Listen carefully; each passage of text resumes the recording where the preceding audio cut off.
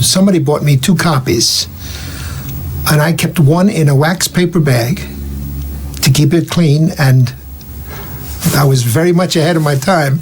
And the other one I traced until I went through the paper. I used to trace it over and over with thin white paper. Just trace those figures. That Superman figure, I could do it in my sleep. As people said, "Aren't you sick of superheroes?" I said, "Aren't the readers sick? Why aren't the readers sick of it?" But they kept coming back, and new generations enjoyed it. The whole thing is a shock to me. I never dreamed that I would spend my whole career doing superheroes. Amazing to me. It's the biggest shock of my life. I'm still surprised.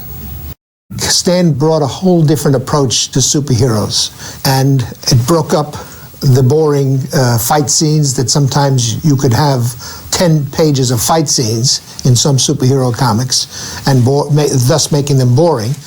But he broke them up with personal life. All of those things added to the dimension. With the Fantastic Four, the fact that he gave them conflicting personalities and having them constantly bickering amongst themselves, and then a romance between 2 of the characters. That's strictly Stan Lee.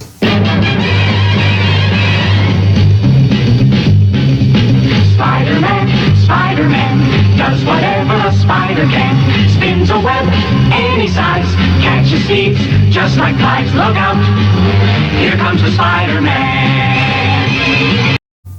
If you don't do Spider-Man in a position where nobody else can be, where you're looking down at the canyons below with all the buildings coming up at you, then you're not using Spider-Man right. If you make him standing on the ground, you've wasted Spider-Man.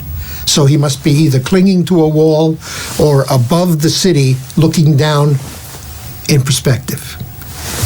So you make the best use of the character. Whenever I do Spider-Man, I try to keep him off his feet as much as possible. I hang him upside down, I cling him to a wall, I have him swinging upside down. It's one of the tricks.